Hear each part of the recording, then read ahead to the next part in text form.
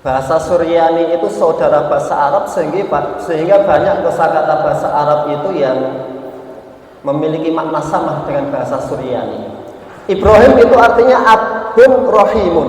Abun rohimun, ayah yang pengasih, penyayang. Nah, kenapa kok Nabi Ibrahim ini dikatakan dinamai Ibrahim? Karena ternyata memang penyayang terhadap anak-anak. Bahkan di dalam sebuah riwayat Nabi mengatakan Ibrahim itu adalah bapaknya para yatim, para anak yatim di surga nanti. Pertanyaan sekarang adalah, ketika Allah di awal ini menegaskan Allah akan menguji Nabi Ibrahim, dengan apa Nabi Ibrahim diuji? Dengan apa, Bu? Wa idibtala Ibrahim rabbuhu bikalimatin. Allah menguji Nabi Ibrahim dengan al-kalimat. Kalimat itu apa? Kalimat, al-kalimat, ungkapan. Para ulama menafsirkan tentang definisi al-kalimat. Ada yang mengatakan itu adalah al-amru wan nawahi, perintah-perintah dan larangan. Ada yang menafsirkan al-kalimat di sini sebagai perintah kepada Nabi Ibrahim untuk menyembelih Ismail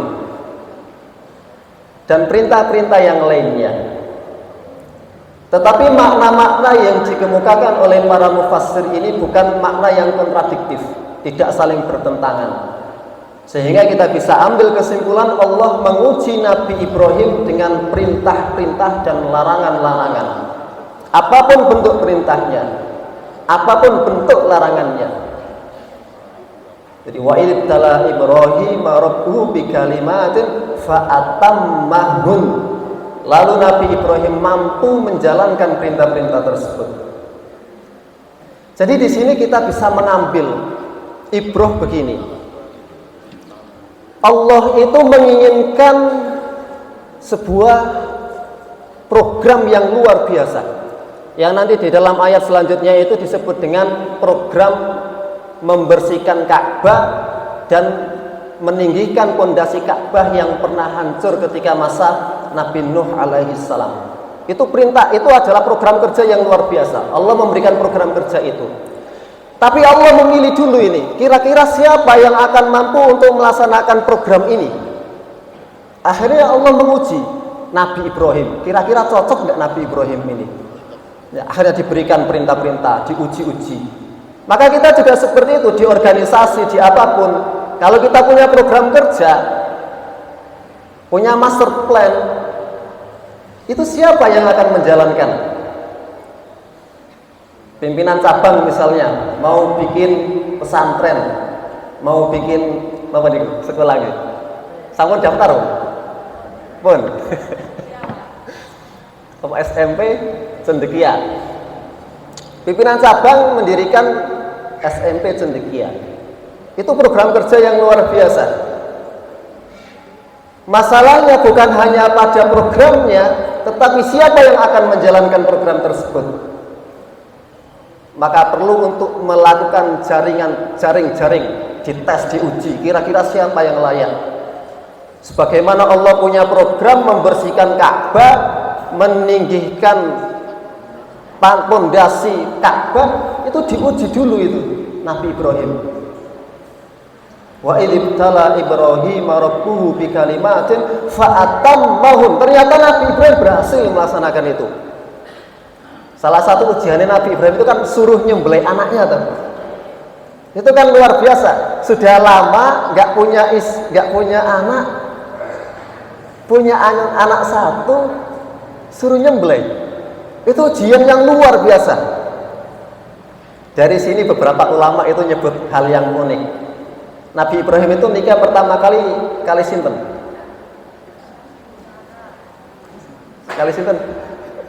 Kali Sarah kan. Kemudian nikah lagi dengan Hajar. Kenapa Nabi Ibrahim tidak menikah lagi dengan Hajar? Karena dengan Sarah tidak memiliki keturunan. Nah, kemudian menikah dengan Hajar. Para ulama menyebut, para ulama-ulama yang ahli kedokteran itu menyebut, kalau jenengan nikah tidak dikaruniakan anak, suruh poligami. Nanti punya anak dengan istri kedua, setelah itu akan punya anak dengan istri yang pertama. Dan ini dipraktekkan oleh beberapa orang dan berhasil. Jadi kadang saya kalau ditanya, Ustaz gimana cara punya anak? Oh saya aja istri nggak ada gitu. Saya bilang kalau versi Nabi Ibrahim poligami, setelah itu punya anak. Itu salah satu wasilah, salah satu syarat. Akhirnya setelah Nabi Ibrahim punya anak dari Hajar namanya Ismail, Allah juga memberikan anak Nabi Ibrahim dari Sarah, yaitu Nabi siapa? Ishak. Wa min wara'i Ishaq Ya'qub. Setelah itu punya cucu Nabi Ya'qub dan lain sebagainya. Nah, hal penting juga yang ingin saya utarakan.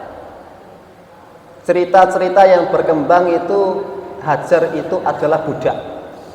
Ya, Hajar itu adalah budak yang dihadiahkan oleh Raja Qibti Mesir kepada Nabi Ibrahim.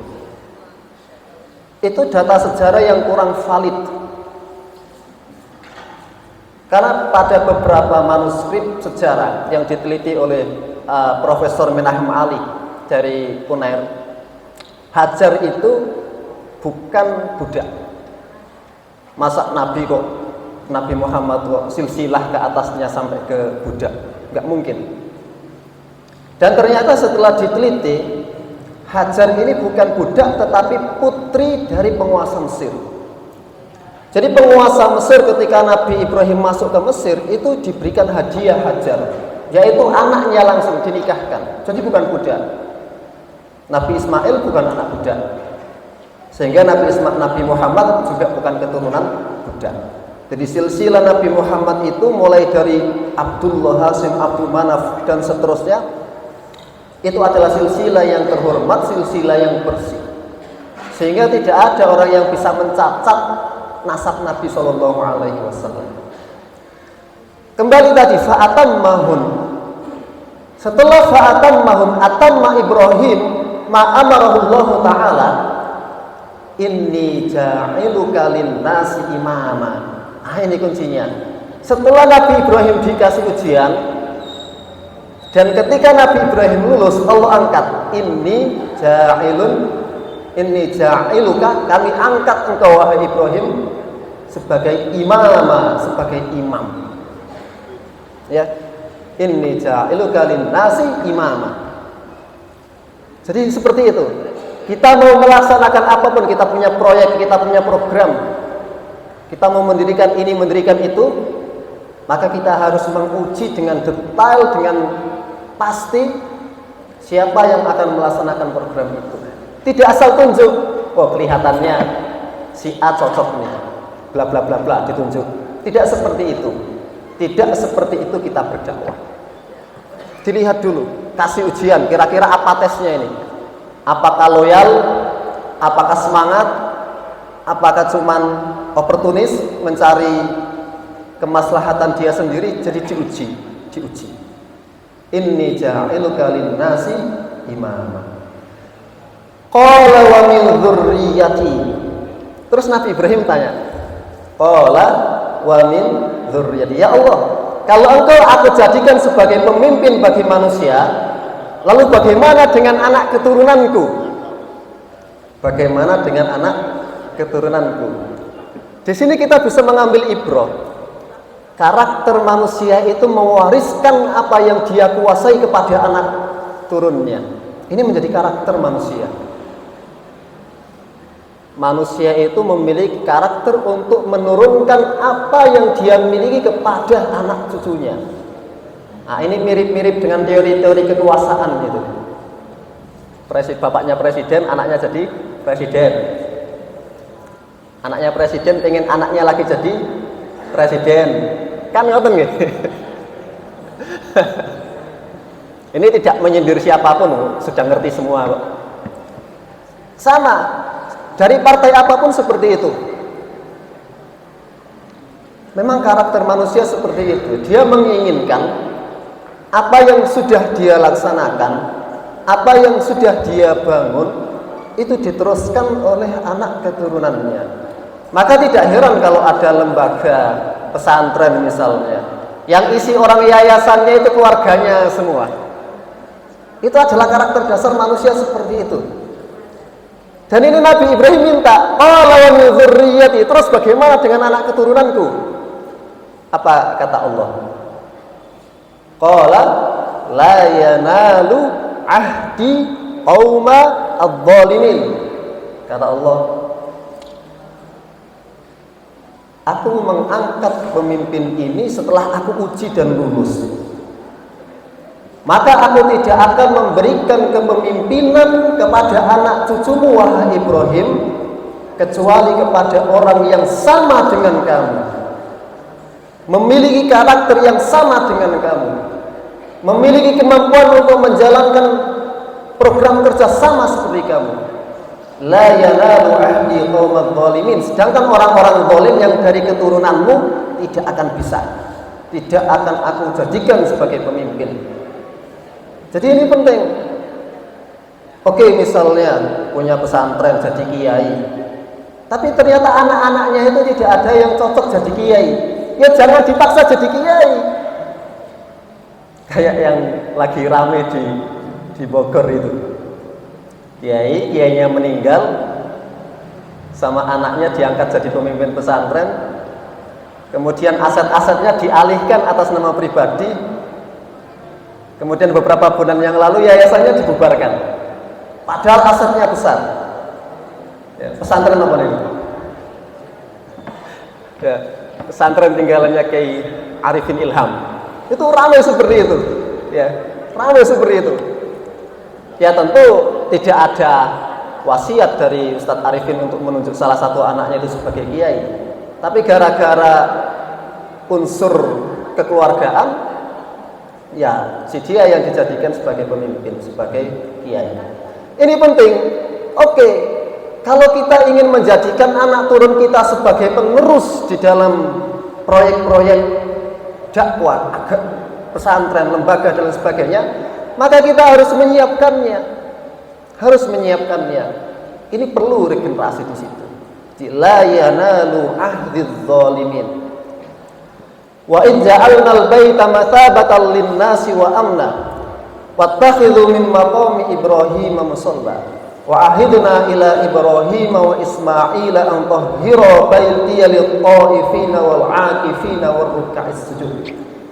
Akhirnya di ayat ini Allah menjelaskan program kerjanya apa. Apa sih yang mau dilakukan ini? Perintahnya apa? Di sini juga menggunakan teori munasabat. Kalau kita ingin menguji seseorang cocok enggak, itu jangan dikasih tahu program apa yang akan dia emban. Kenapa? Karena ada potensi untuk mujamalah. Mujamalah itu dibuat-buat. Oh, saya sepertinya diuji karena mau dijadikan mudir pondok gitu ya. Dia begini, dia usaha biar cocok. Jangan, rahasiakan saja. Misalnya kita sudah dapat orang, Ustadz Fulan,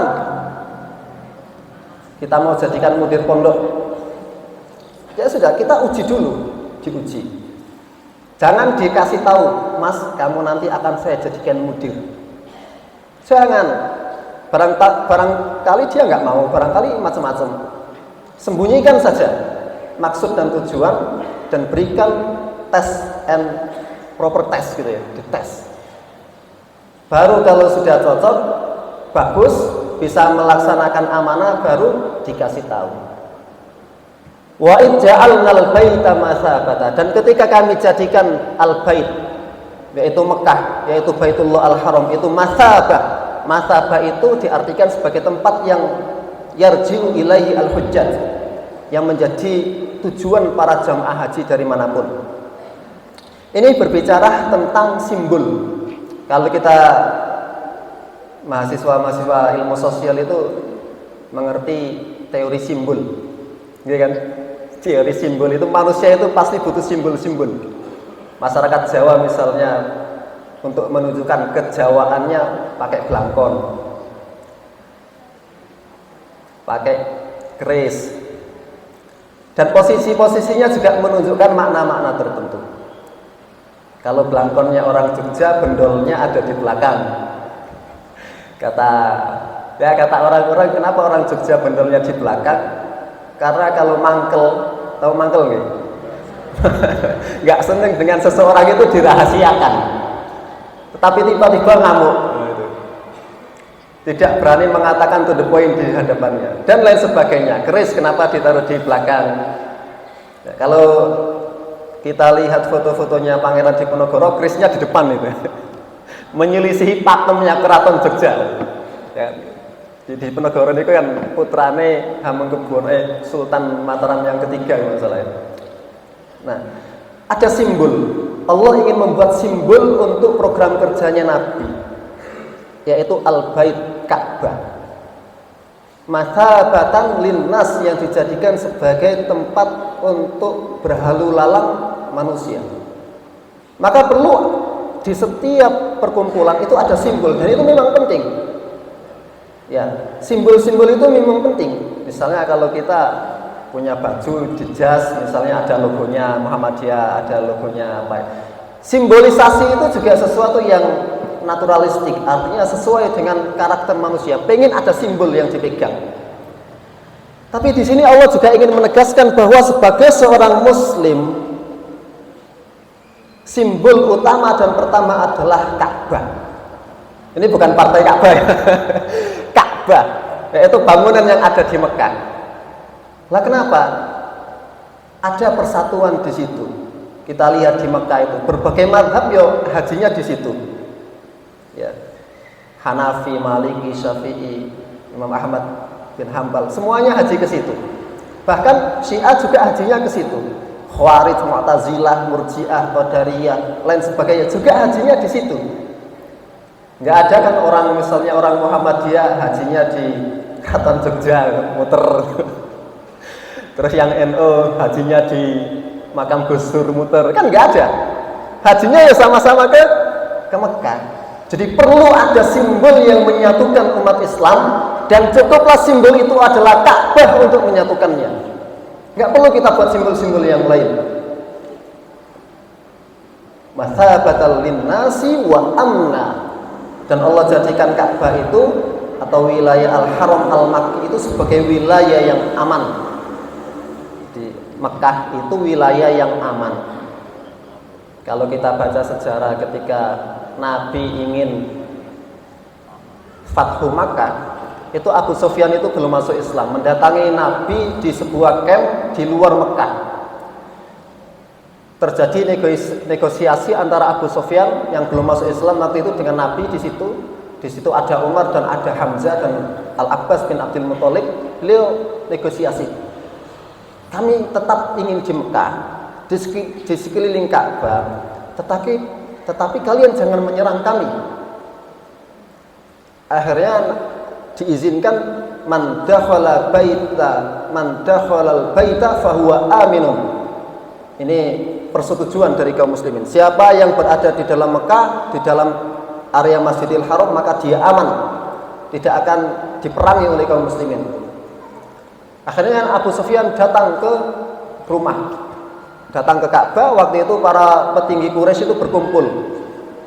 Apa yang kamu dapatkan wahai Abu Sufyan? Abu Sufyan mengatakan Nabi Muhammad dan kawan-kawannya akan tetap menyerang Ka'bah, akan tetap memasuki Ka'bah. Lalu bagaimana dengan kami wahai Abu Sufyan? Abu Sufyan kemudian mengatakan, man dakhala al-baita fahuwa aminun. Barang siapa yang masuk ke wilayah Masjidil Haram, dia akan aman. Kemudian dia mengatakan, ditanya, Masjidil Haram enggak cukup wahai Abu Sufyan?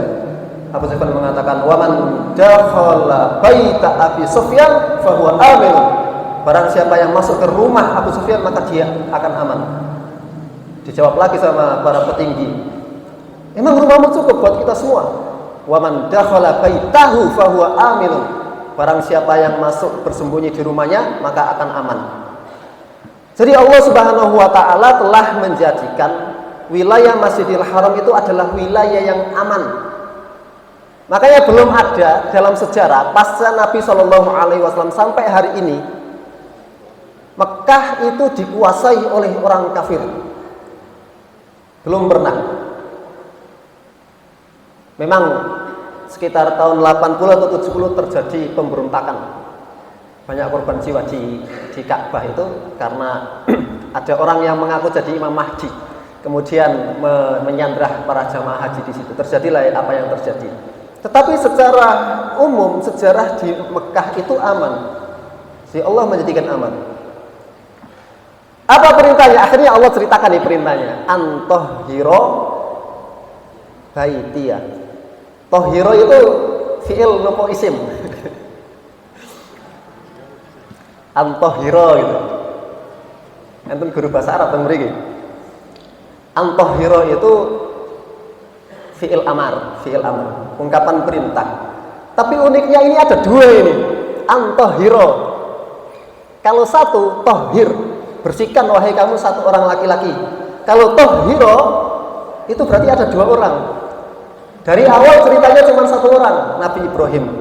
Kok tiba-tiba fi'il amarnya ini, kata perintahnya ini dua orang. Nah, disinilah masuk peran Nabi sinten? Ismail. Di sini penting. Ketika Allah memberikan program kerja, tidak bisa dilaksanakan oleh satu orang. Harus ada partner. Program apapun itu. Kita mau dirikan ini harus punya partner. Kita mau bikin itu, kita juga harus punya partner. Jadi harus punya partner, nggak bisa. Saya mau bikin pesantren, tak garap-garap dewe, gelek dewe, diajar dewe, disapu-sapu dewe, dimasak-masak dewe. Sak minggu mati gue. Nggak bisa seperti itu.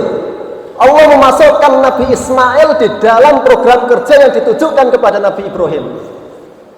Tapi apakah penunjukan Ismail ini juga biasa-biasa saja? Tidak. Nabi Ibrahim menguji Nabi Ismail. Apa? Mau disembelih. Sabar. Ditinggal di Mekah. Jadi kalau pimpinan cabang sudah memilih kepala sekolah SMP Cendekia itu, kepala SMP Cendekia, dia akan milih nih, siapa yang akan menjadi partnernya, dan dia juga harus menguji itu.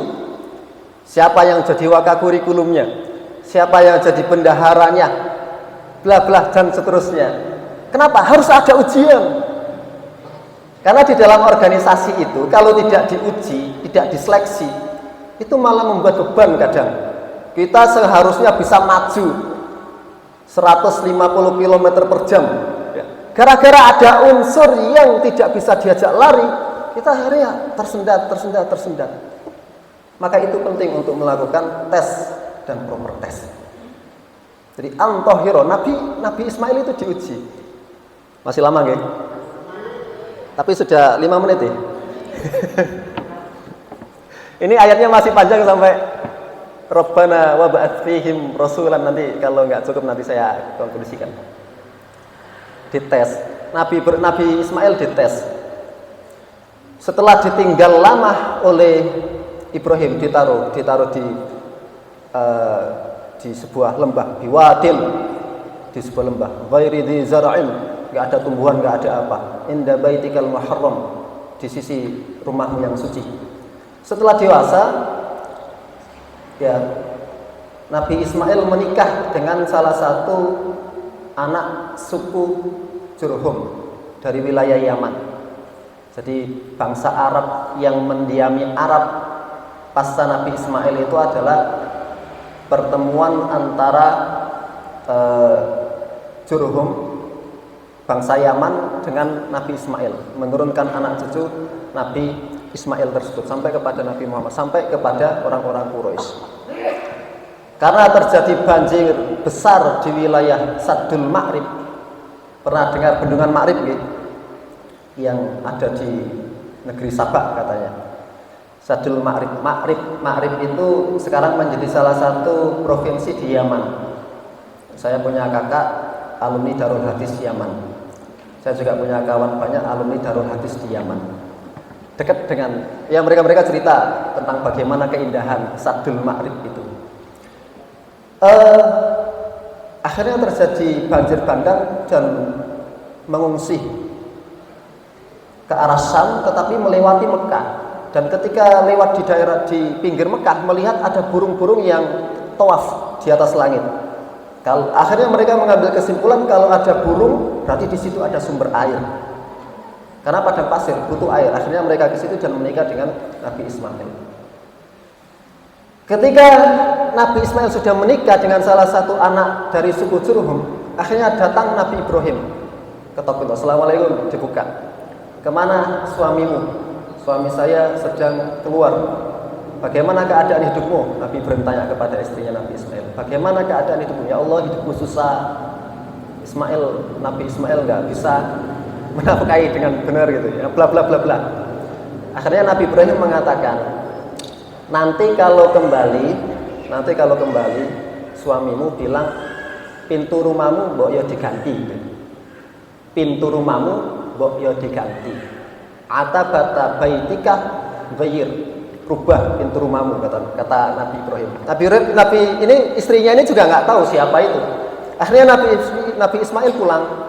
Kemudian ditanya, tadi ada tamu nggak? Jadi Nabi Ismail juga nabi nih, punya dapat wahyu. Ditanya, tadi ada tamu nggak? Iya, menyampaikan kepadamu salam. Ya. Apa kata dia? Katanya suruh mengganti pintu rumahnya. Ya, akhirnya diceraikan. Saya ceraikan kamu. Kenapa maksudnya suruh merubah pintu rumah berarti suruh menceraikan. Setelah itu Nabi Ismail menikah dengan anak kepala suku yang lain. Kemudian Nabi Ibrahim datang, ketok, Assalamualaikum. Waalaikumsalam. Siapa Anda? Saya orang asing katanya. Kemana suamimu? Lagi pergi nyari kayu ke hutan. Bagaimana keadaan hidupmu? Masya Allah, alhamdulillah, hidupku tenang, hidupku senang, nyaman. Akhirnya Nabi Ibrahim mengatakan kepada istrinya Nabi Ismail ini, kalau begitu sampaikan salamku kepada suamimu dan bilang pertahankan atabata baitik, pertahankan kusen rumahmu itu. Oh baik, akan saya sampaikan. Nabi Ibrahim pulang. Setelah itu Ismail datang.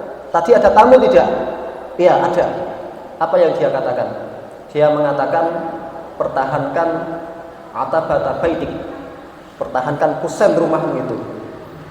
Oh, kalau begitu berarti aku diperintahkan untuk tetap bersama denganmu. Itu juga ujian-ujian. Ya, suruh menceraikan istri itu kan nggak susah.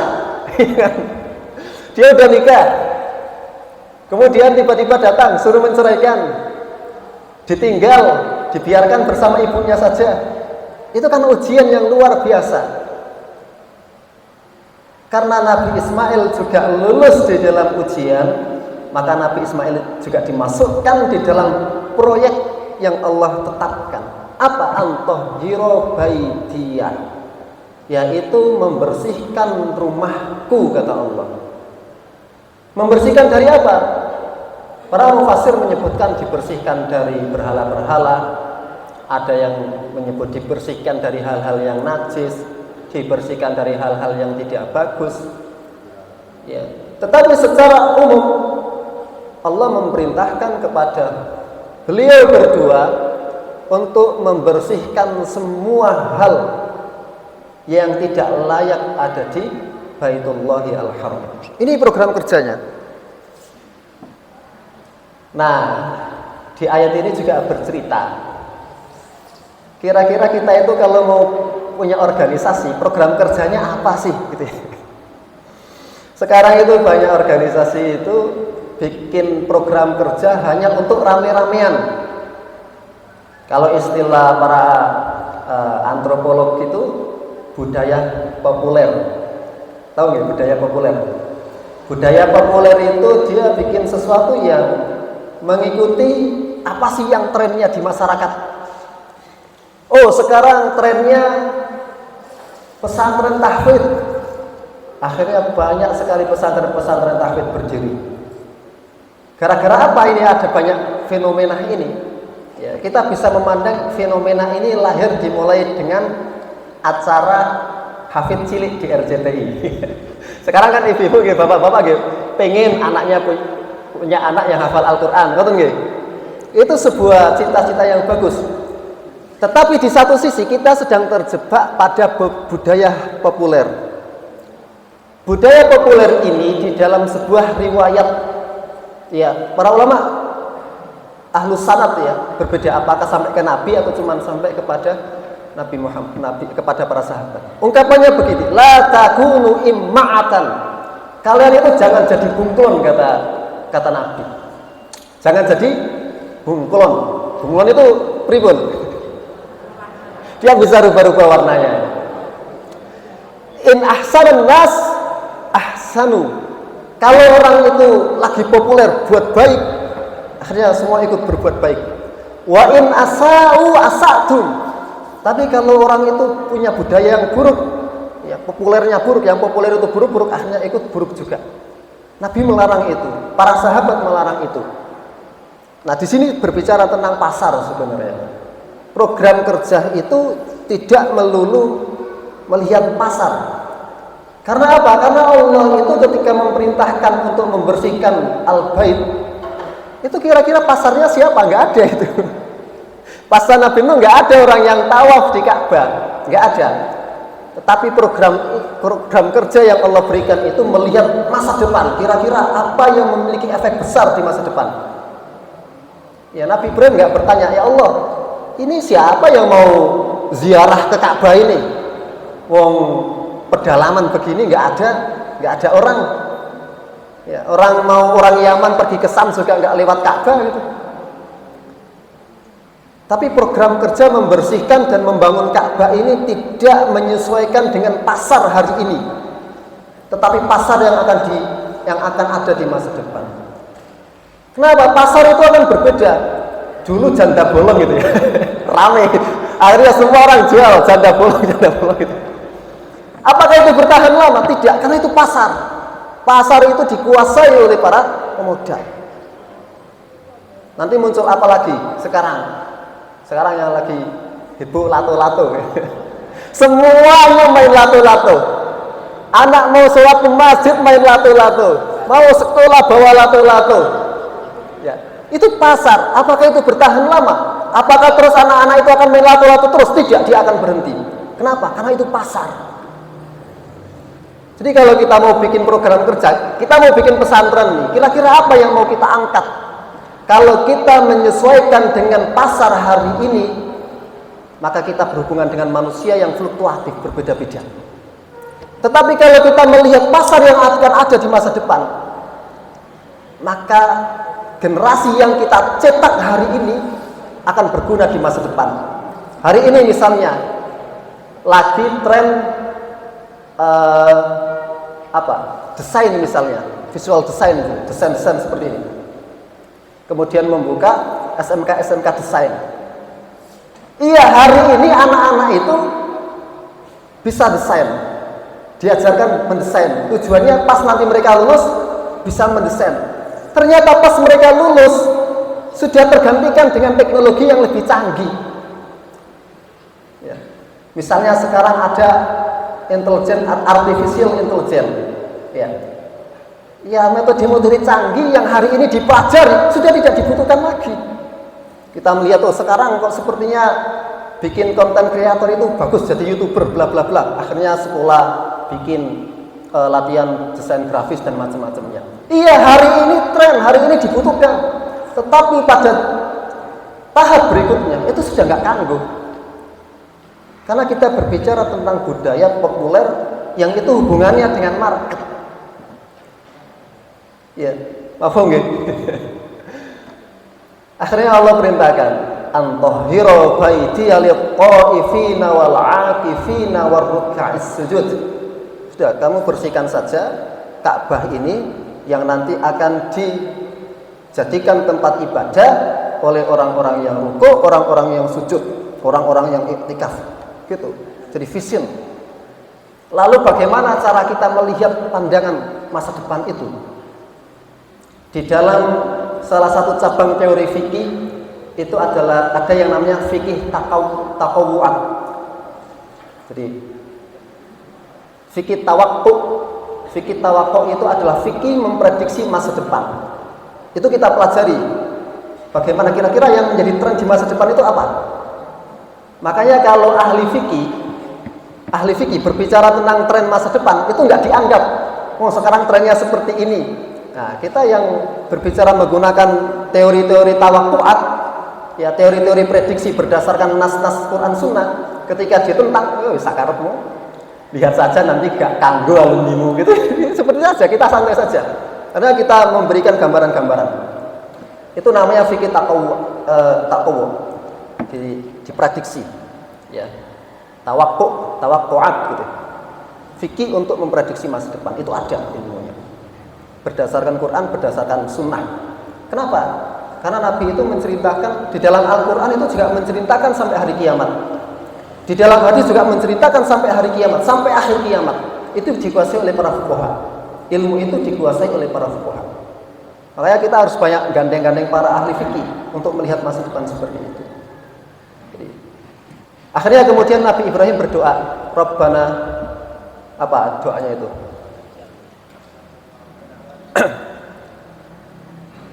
Warrukais sujud.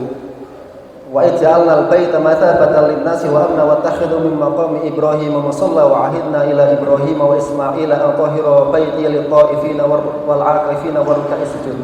Wa idh qala Ibrahim rabbi ij'al hadha baladan amina warzuq ahlahu minats thamarati man amana billahi wal yawmil akhir. Qala wa man kafara fa umatti'uhu qalilan thumma adtarruhu ila adzabin nar wa bi'sal masir. Di sini sudah mulai berbicara tentang doa-doanya Nabi Ibrahim. Ya, mulai berbicara tentang doa-doanya Nabi Ibrahim. Oke, program itu sudah dilaksanakan oleh Nabi Ibrahim. Mekahnya, Ka'bahnya sudah dibersihkan. Setelah selesai Nabi Ibrahim berdoa, ya Allah, warzuq ahlahu minats tsamarati. Berikanlah penduduk Mekah ini rezeki dari buah-buahan. Di Arab itu waktu itu kan masih gundul ya, tidak seperti sekarang. Tapi Nabi Ibrahim doanya kok unik, minta doa yang tidak mungkin banyak ada di situ, banyak buah-buahan. Padahal keadaannya padang pasir, susah itu. Tapi namanya Nabi yo, mintanya yo terserah, ngomong Nabi. Dan ternyata terjadi. Kalau jenengan umroh atau haji kan macam-macam buah-buahan ada. Ada, banyak macam-macam ada. Ada logikanya pada zaman Nabi Ibrahim itu gersang, tandus. Tapi doanya aneh. Warzuq ahlahu minats tsamarat. Mintanya buah-buahan. Akhirnya sampai sekarang ini banyak buah-buahan. Ya. Qala wa man kafar. Kalau orang-orang kafir gimana? Fa umatti'uhu qalilan. Oke, orang-orang kafir enggak apa-apa. Akan terus kita kasih rezeki. Tapi fa umatti'uhu qalilan. Kita kasih kesenangan dia sedikit. Summa atarruhu ila 'adzabin, kemudian nanti kita tarik mereka, kita campakkan ke neraka. Wa bi'sal masir. Ya, wabi'sal masir. Ini Allah ingin menjelaskan seperti ini dengan menggunakan teori munasabah. Kita bikin program pesantren, tapi kita jangan hanya menyiapkan pesantrennya, menyiapkan orangnya. Kita juga harus berbicara tentang al-mawarid. Napa niku al-mawarid? Sumber-sumber finansial. Berbicara tentang sumber finansial. Maka juga harus dipersiapkan. Nabi Ibrahim sudah tahu, dia sudah ditunjuk jadi pimpinan Mekah, pimpinan Ka'bah. Nabi Ibrahim berpikir, ini ada satu hal yang kurang. Apa? Al-mawarid, al-maliyah, wal-ghidaiyah. Sumber-sumber finansial yang bisa membuat orang kenyang di situ. Itu sudah dipikirkan. Kita bikin pesantren, bikin apa, itu pasti butuh biaya. Kalau kita tidak menyiapkan program-program itu dengan program penunjang yang akan menunjang pesantren, menunjang program kerja, menunjang SMP dan lain sebagainya, pada tahap-tahap tertentu kekurangan dana dan mandek. Kalau mandek ya sudah mandek, mau ngapain lagi? Tapi perlu bikin penyanggah-penyanggah ekonomi untuk melangsungkan program kerja tersebut. Dan ini diminta Nabi Ibrahim, warzuq ahlahu minas samarati. Ada pikiran tentang al-mawarid al-maliyah dan al-mawarid al-ghidaiyah. Kalau tidak ada sumber keuangan, tidak ada sumber makanan, orang-orang nggak datang ke Mekah, para jamaah itu. Tidak akan yang tinggal di Mekah pasca Nabi Ibrahim, maksud saya. Tidak akan ada. Kenapa? Karena tidak ada keuangan, tidak ada yang bisa dimakan. Tetapi cerdasnya Nabi Ibrahim berpikiran, di mana ada sumber ekonomi, di situ berkumpul orang. Begitu kan? Nah, yang punya Indomaret, punya Alfamaret kan dia survei dulu. Kira-kira saya menempatkan toko saya ini di mana? Itu kan ada surveinya. Kalau kita lihat itu di samping Indomaret itu kadang seringnya ada Alfamart. Benar kan? Itu lihat dulu siapa yang dulu, siapa yang belakangan. Yang belakangan ada berarti dia nebeng surveinya yang pertama. Misalnya sudah berdiri Indomaret. Beberapa bulan berikutnya kok berdiri Alfamart. Berarti Alfa ini nebeng survei konsumen terhadap Indomaret. Dilihat surveinya seperti itu. Jadi di mana ada sumber keuangan, di situ akan banyak orang berkumpul. Dan Nabi Ibrahim doa seperti itu biar banyak orang berkumpul di Mekah. Makanya kita juga harus seperti itu kalau kita bikin program. Doa berikutnya apa di situ? Rabbana taqabbal minna. Tuh.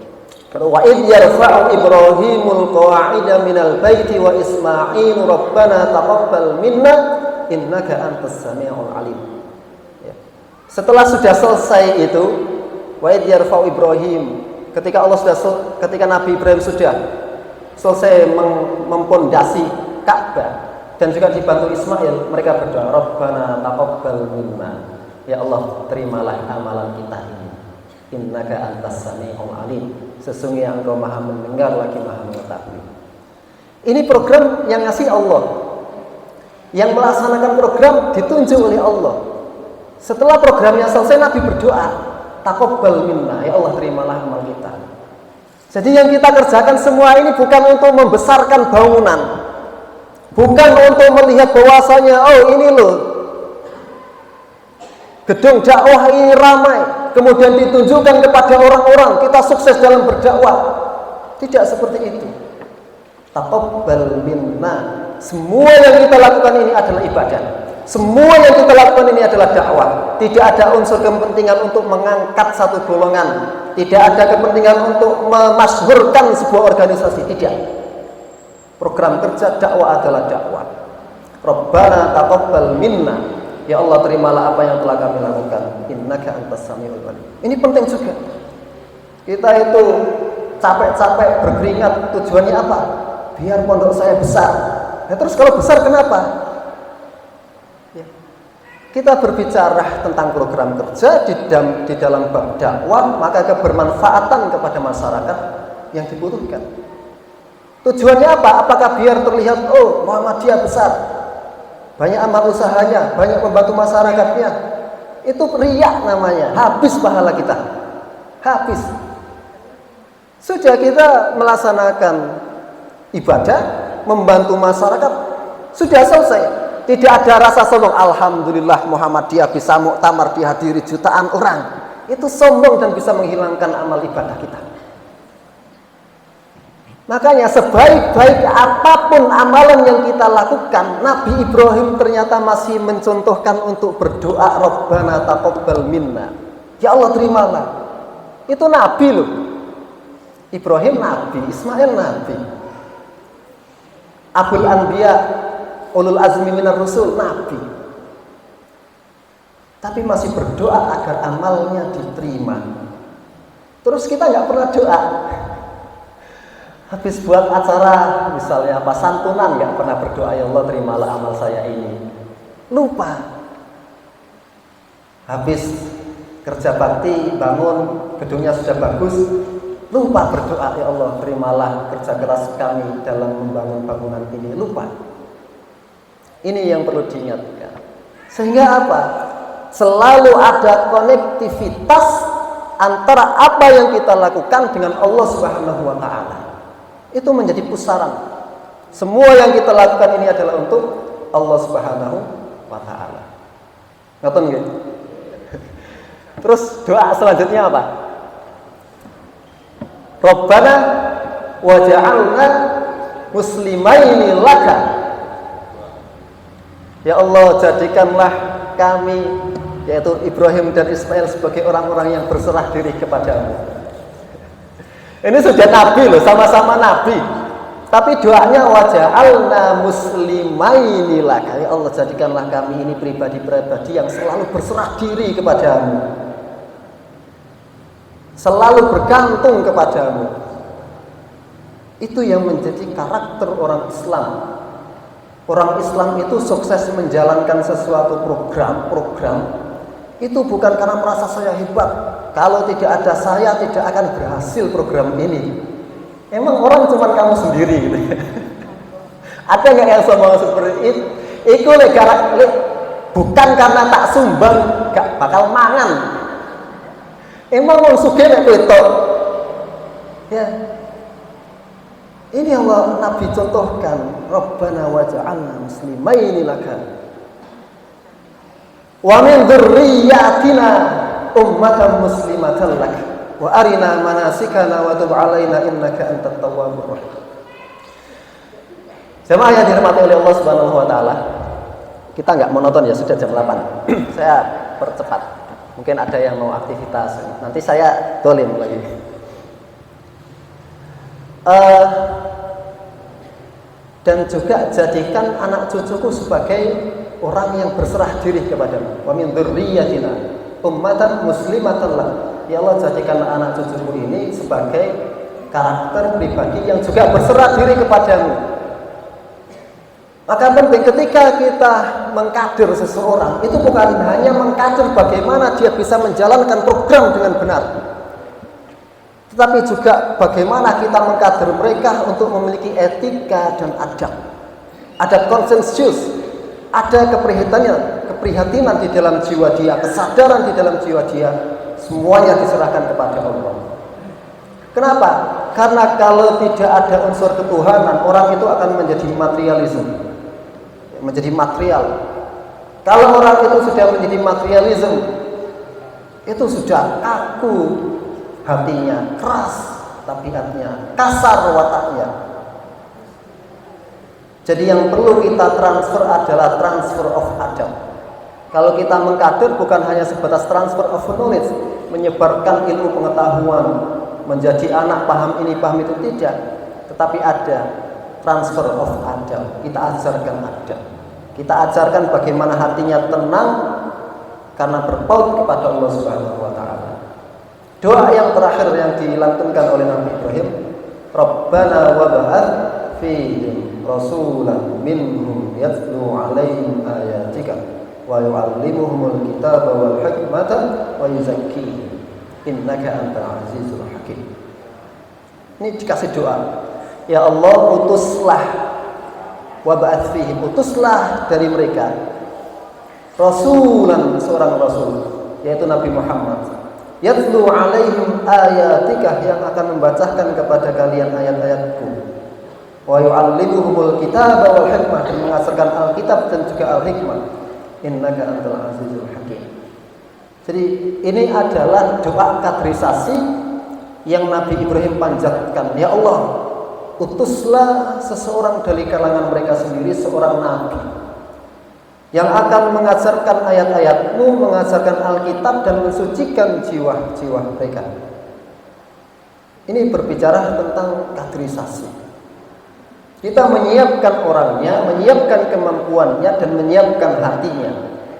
Bukan hanya kemampuan dan pikirannya saja, enggak. Kita itu kalau hanya fokus kepada pengetahuan, kalah dengan Google. Ya, Profesor Dr. Kiai Haji Google itu lebih pandai daripada kita. Tapi ada yang tidak bisa diajarkan oleh Mbah Google ini. Atau sekarang yang ramai ChatGPT, kenal nggak? Lebih dahsyat lagi ChatGPT.